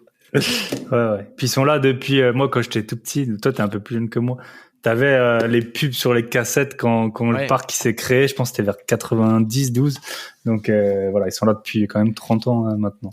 J'ai grandi là-bas. Moi, ma mère, elle m'emmenait tous les week-ends. On avait la carte annuelle à l'époque. À l'époque, elle coûtait 150 € à l'année, la carte. Et maintenant, c'est 150 € la journée. Et j'y allais, tu sais, comme t'emmènes ton enfant au parc dans la ville, moi, elle m'emmenait à Disney. Top. Écoute, on va basculer sur la 3e partie. Donc là, on a fait un bon petit tour, surtout des colocs et de ce Grand Paris, sur ton activité de podcasteur, entrepreneurial. Donc ça, c'est sur le tas que ça t'est venu une fois que tu avais créé ton podcast? Ouais, alors moi j'avais pas encore créé le podcast. Par contre, j'ai toujours eu 2 idées par jour de boîte et 2 idées bien nulles en général que je note dans un carnet. Et là, j'avais eu cette idée de me dire, je vais aider des marques qui ont créé du très bon contenu écrit, tu vois, des blogs, les blogs de Spendesk, de HubSpot, des livres blancs incroyables, des trucs comme ça. Je vais les aider à transformer de l'écrit en audio. Au début, c'était mon idée. Donc j'ai commencé à bosser là-dessus. Ensuite, j'ai trouvé un ami qui est devenu mon associé rapidement.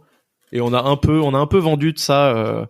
On avait un petit réseau de voix off. On a fait quelques voix off nous aussi pour démarrer, etc.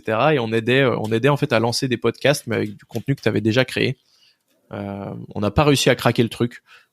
C'était souvent soit c'était beau quand on mettait des prix vraiment intéressant avec de la marge, c'était trop cher pour eux et les retours étaient pas assez bons sur le nombre d'écoutes et tout.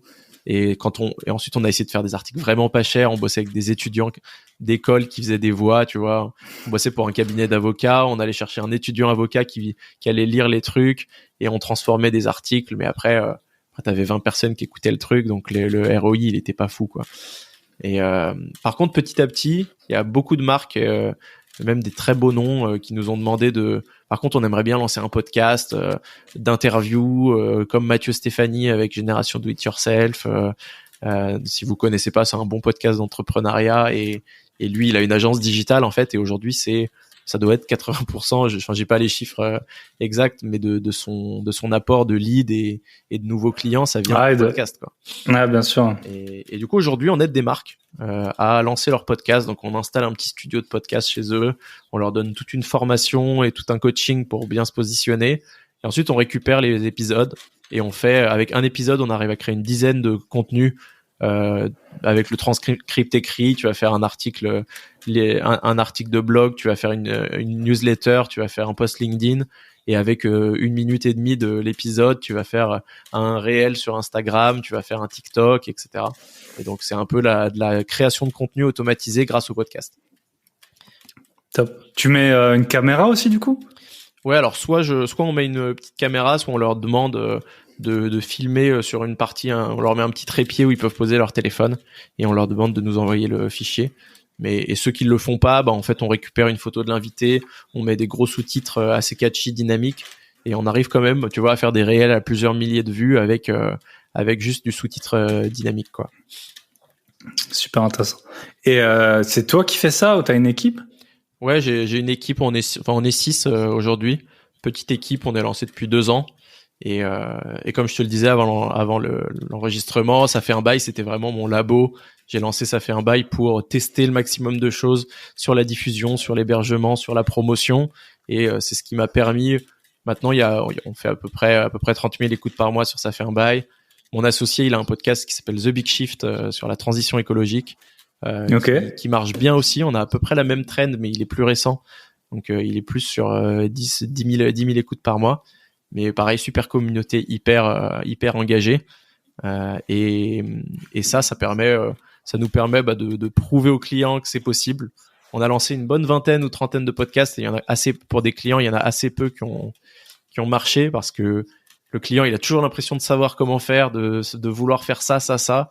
Et au début, on n'arrivait pas à lui dire non.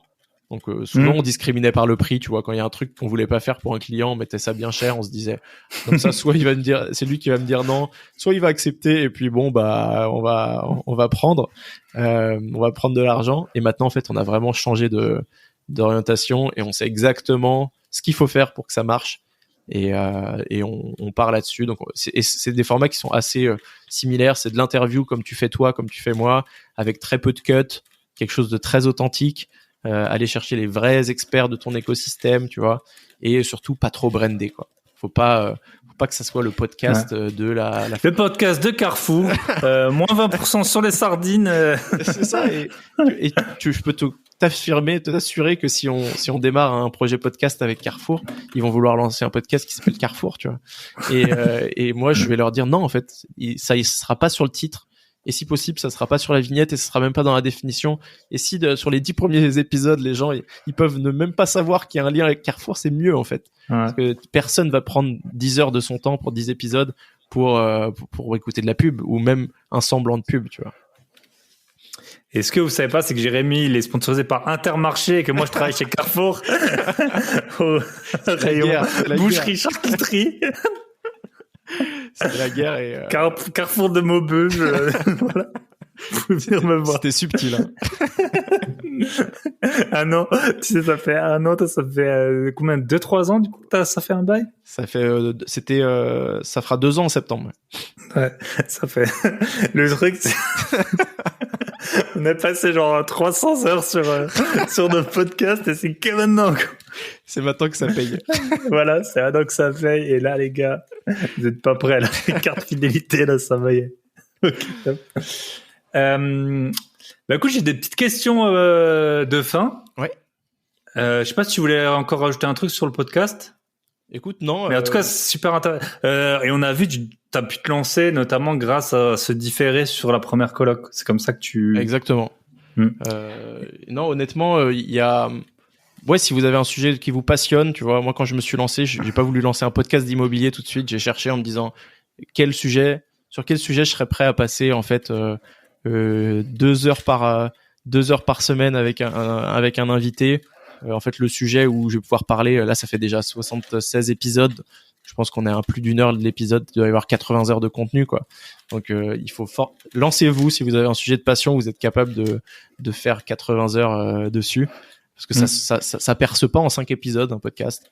Je crois que t'as 2/3 des podcasts dans le monde diffusé qui font moins de 3 épisodes. Donc ça montre la volonté des gens à en fait très rapidement s'arrêter. Donc voilà, choisissez bien le truc et ensuite tu vois avec la communauté et les gens qui t'écoutent, tu peux faire des trucs hyper cool. Soit c'est pour lancer ta boîte et créer une communauté et vendre un produit, soit c'est pour monétiser, tu vois. Moi sur Ça fait un bail, j'ai un sponsor en ce moment c'est Bivouac qui fait de l'investissement clé en main.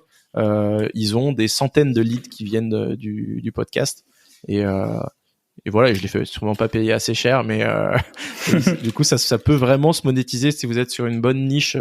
Vous pouvez vraiment rapidement monétiser un podcast. Je dis rapidement, vous allez prendre 2 ans pour créer une bonne communauté, mais si ensuite c'est un truc qui vous passionne, que vous faites sans effort, et moi c'est mon cas, et je pense que toi ça a l'air d'être ton cas aussi. Ouais, bien sûr. Moi c'est des efforts d'organisation, mais à part ça, voilà, j'ai rencontré plein de gens géniaux grâce à ça. C'est ça. C'est un petit effet magique. C'est vrai que peu importe. Ouais, petit effet magique, c'est que tu rencontres des gens que tu aurais peut-être jamais rencontrés.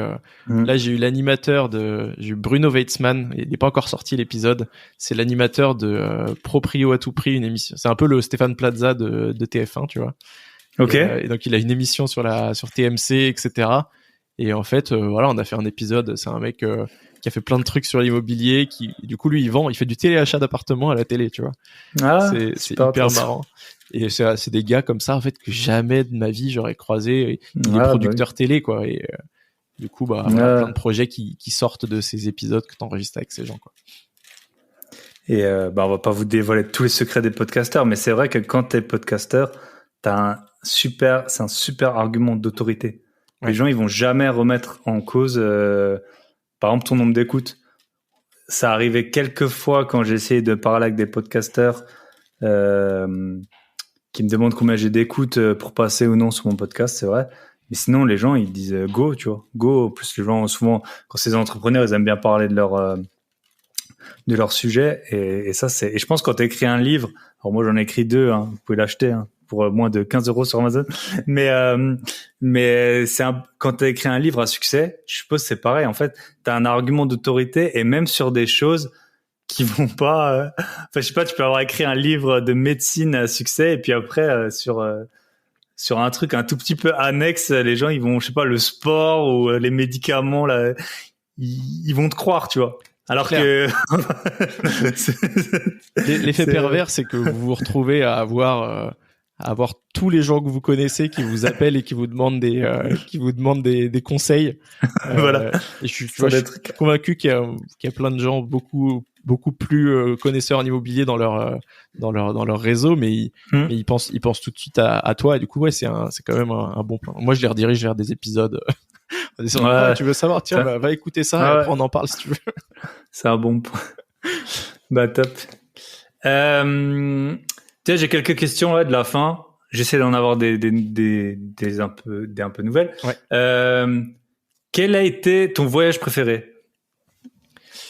Alors j'ai beaucoup voyagé avec le boulot, moi. Sur mes premiers boulots, j'étais bossé pour une boîte qui s'appelait 1000 pales. Et c'était un abonnement pour manger le midi, donc il fallait aller signer des restos et tout. Et je sais pas si c'était mon voyage préféré, mais c'est un vrai voyage qui m'a marqué et qui a beaucoup drivé ce que j'ai fait. Et je te dis n'importe quoi, c'était même pas avec 1000 pales. 1000 pales, j'ai fait Singapour, qui m'a aussi beaucoup marqué, mais c'était avec ma précédente boîte. J'ai bossé à San Francisco pour 3 mois. Ok, top. Et c'est un voyage qui m'a vraiment marqué parce que t'as l'impression d'être dans le futur proche, tu vois. T'as l'impression d'être dans 3 ans. Il y a des trucs qui arrivent. Moi, c'était en 2017. J'ai vu des Uber sans chauffeur. T'appelles un Uber, tu pouvais avoir un risque d'avoir un Uber sans chauffeur qui arrivait, quoi. Et c'est quelque chose qui a duré quelques mois parce qu'après la ville l'a interdit, tu vois. mais je les ai déjà vus passer devant moi. Le Uber sans chauffeur était là, genre waouh, incroyable. Et tout le monde est hyper au courant des tags, des de trucs la comme tech ça. et tout. Genre tu parles avec ton chauffeur de taxi, il va te parler de la dernière nouvelle fonctionnalité de Salesforce et d'API et de trucs, et tu dis en fait tu parles d'un API en France, il y a 99% des personnes qui savent pas, et donc ça a été assez marquant comme voyage, et voilà. Et c'est vrai, et quand tu vas à Singapour, c'est aussi un peu, c'est pas exactement le futur, mais c'est un autre développement. Enfin, je trouve ça aussi intéressant, tu vois. C'est un futur, mais qui est parti dans une autre direction. Ouais, voilà, c'est contrôlé par le gouvernement. Tu t'y attends pas. Tu t'y attends pas. Si t'as jamais été, tu t'en doutes pas. Et ça te fait poser plein de questions sur justement, est-ce que ton système occidental ou français c'est le meilleur, ou est-ce que le leur il est bien aussi, tu vois. T'as des trucs à Singapour par exemple, tu cotises pour un genre de sécurité sociale toute ta vie, et quand t'arrives à, je me souviens plus, 55 ans ou 60 ans, l'argent que tu n'as pas utilisé sur ta cotisation, ils te le rendent. Ah ouais, super intéressant. Ils te font un chèque, ils disent ok, bon voilà, toi il te reste 17 000 euros, et ils te donnent le truc. Et genre tu repenses un peu tous les systèmes que tu connais, et tu te dis eux c'est une raison, c'est qu'ils sont positifs sur leur compte, ils ont pas de du coup même à la fin de l'année, genre parfois il y a pas d'impôt, mais il y a le gouvernement qui te donne un petit chèque de 100 ou 200 euros. Mais bon, c'était intéressant, aussi très intéressant comme système. Ouais, c'est ça. C'est toujours voilà. Aussi voir le Singapour, ça a vraiment pris un peu je me rappelle, j'avais lu un texte quand j'étais étudiant, c'était Stingy Nanny, tu vois, un peu la nounou méchante, mais parfois c'est sûr que les intérêts individuels des gens, bah c'est pas les mêmes que ceux de l'État, et peut-être que pour le bien de la collectivité, il y a des choses à faire. C'est ça. Après, c'est sûr que ça reste quand même une dictature bienveillante, je crois qu'ils appellent ça. Un peu lié à ça, si tu pouvais, alors on va mettre ta famille, alors soit tu peux l'emmener, ou soit faut que t'en fasses abstraction. Si tu pouvais vivre n'importe où dans le monde aujourd'hui, c'est vrai qu'en fait t'as une activité maintenant que tu pourrais faire d'un peu partout. Est-ce qu'il y a un endroit où t'aimerais bien habiter, pas forcément définitivement, mais là pour 2 ans, comme ton pote qui est parti à Amsterdam, tu vois. Moi j'aime beaucoup Lisbonne. J'aime beaucoup Lisbonne. Top. Je suis très attaché à ma famille aussi, et du coup, en effet, j'ai pas envie d'aller très loin. Je parle le portugais, donc ça aide aussi pour pouvoir s'installer. Je trouve qu'il y a un niveau de vie, il y a un entre la météo, la possibilité d'aller à la plage, possibilité d'aller d'avoir une belle maison avec piscine, sans que ça soit non plus hors de prix, tu vois. Sur les banlieues lisboètes, c'est pas non plus, ça reste accessible. Et belle dynamique économique, donc j'aime beaucoup Lisbonne. Et tu vois, on en parlait des prix de l'immobilier qui ont explosé. Oui. Alors après la crise, moi je connais un Portugais là, il m'a raconté qu'après la crise, il avait un oncle, il avait 2 maisons, il lui avait proposé 140 000 euros par maison, et genre 5 ans après, ils a vendu 800 000 euros chacune. Et maintenant, à mon avis, ça vaut encore le double. Et tu vois, au Portugal, les salaires, ils ont quand même monté et tout, mais c'est typiquement les pays où le salaire et l'immobilier, ils sont pas du tout corrélés, quoi. On proposait à mon père des parcelles de terrain, tu vois. Il avait hésité à acheter 4 parcelles de terrain pour avoir un grand terrain dans le sud de la banlieue de Lisbonne, de l'autre côté du pont. Et les parcelles, pont du 25 avril, c'est ça. C'est ça. C'était des parcelles de 150 ou 200 mètres carrés, et elles étaient vendues 10 000 euros. Et je te parle de ça il y a 7 ou 8 ans. Et en fait, il avait pas trop accepté, et aujourd'hui des parcelles comme ça se vend 100 000 en fait. Et t'es là genre, et mon père qui a toujours pas très bien investi son argent financièrement, à part dans l'immobilier et tout, il s'est dit ça c'est vraiment le coup qu'il a raté. Il aurait juste dû les faire dormir là-bas, tu vois, plutôt que. T'avais rien à faire dessus. T'avais vraiment rien à faire, tu construisais même pas en fait, tu gardais. C'était le Bitcoin. C'était le Bitcoin portugais. Portugais, voilà, top. Ok. Et est-ce que tu as un invité à me recommander? C'est vrai que là, tu vois, tu m'as parlé de plein d'invités, et il y en a quasiment aucun que j'ai eu à part Nicolas Decodin. Est-ce que tu aurais un invité à me recommander? Ou pas forcément qui est passé sur ton podcast, hein, mais. Je pense qui est quand même passé sur mon podcast. Je pense à Daniel Vu, Ok, ouais, il a écrit un livre inconnu. Hein. Il a écrit un livre, en effet, je crois qu'il a fait 100 000 ventes, il a bien cartonné le truc, donc c'est un bon sujet, toi qui t'intéresse un peu, tu vois, tu pourras lui en parler. Et nous, on avait parlé de fiscalité, parce que c'est un vrai pédagogue, c'est le bon élève, tu vois, Daniel, il connaît tout sur tout, sur le bout des doigts, et en fait, quand tu t'apprends un peu qui il est, c'était le plus jeune dentiste de France, il a eu son bac à 14 ans, il était dentiste à 21 ans, je crois. Okay. Et du coup, tu vois un peu la tête que c'est. Et quand il a commencé à se faire des fiches sur l'immobilier avant de se lancer, tu vois, pour être bien formé. En fait, ces fiches, elles étaient tellement bien faites, il les a juste publiées. Ça a fait un livre de 450 pages. Et d'ailleurs, c'est un livre que je vous recommande. Vous tapez Daniel Vu, investissement immobilier. C'est un peu la petite bible où tu peux revenir facilement et il a tout mis, quoi. En fait, il a tout mis dans ce livre. C'est très complet, quoi. Top. Et une question. Tu sais, on t'a dit San Francisco, c'est dans 3 ans. Ouais. Tu vois le futur dans 3 ans. Dans 3 ans, t'aimerais bien. T'as une idée de ce que tu voudrais faire? Ah, c'est particulier comme question. Ouais. Honnêtement, moi, j'aime énormément ce que je fais aujourd'hui.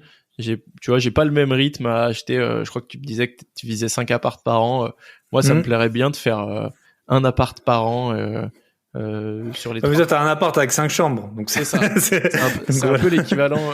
C'est vrai que tu vois, quand la coloc, on me dit oui, que la coloc, c'est beaucoup de boulot, etc. En gestion, c'est plus de gestion qu'un appartement. Moi, je réponds toujours, en fait, c'est peut-être plus de gestion qu'un appartement, mais est-ce que c'est plus de gestion que 4 appartements? Parce que c'est plutôt ça qu'il faudrait comparer. Ah, parce que tu payes qu'une fois les charges de copro, par exemple, et qu'une fois la taxe foncière. Et t'as tout au même endroit, alors qu'avoir 4 appartes à 4 endroits différents, c'est une autre gestion, en fait. Et du coup, moi, si je pouvais faire une belle OP par an, du coup, gagner, tu vois, gagner encore en liberté pour pouvoir faire des trucs sympas, continuer à voyager, etc. et développer le podcast et l'agence de podcast, en fait, comme je le fais déjà aujourd'hui, ça m'irait très très bien, quoi. Top. Écoute, Jérémy, ça m'a fait super plaisir de t'avoir sur le podcast. Également, super moment. Si on veut te retrouver, c'est sur quelle plateforme que t'es le plus actif en dehors du podcast? Donc podcast, ça fait un bail. Ouais, c'est ça. Il y a Instagram, le Instagram, ça fait un bail. Vous pouvez aller. Je suis très actif sur LinkedIn aussi, donc Jérémy Nabet, vous pouvez me suivre. Et après, il y a l'agence et cause. Si jamais vous avez un projet podcast ou pour votre entreprise. Et on a lancé récemment un Discord, ça fait un bail. On partage des bilans d'invest, on discute des épisodes, on donne des suggestions et tout. Donc voilà, je pourrais te donner le lien aussi si ça en intéresse certains. Bien sûr. Super, top. Jérémy, merci beaucoup pour ton temps. Et puis l'épisode était un peu plus long, mais on avait plein de choses à se dire, donc top. Merci. Allez, je te souhaite une très bonne soirée. Thibaut. Allez, bye bye. Et voilà, on arrive au terme de ce podcast. Il est long. Je me rends compte qu'il est long, mais quand c'est bon, autant que ce soit long. Voilà, j'espère que vous avez appris plein de choses sur la colocation, sur le Grand Paris, sur le monde du podcast. N'hésitez pas, comme toujours, à noter. Ça fait très longtemps que j'ai plus de notes ni de commentaires sur Apple Podcast. C'est peut-être le moment. Sur Spotify, merci à tous ceux qui m'ont mis une note. Et à nous rejoindre sur Telegram. Le lien dans la description. Je vous souhaite une très bonne semaine. Et la semaine prochaine, on va faire venir un banquier aux abdos d'acier. Je vous souhaite une très bonne semaine. Je vous l'ai déjà dit, mais c'est pas grave. Et à très bientôt. Bye bye.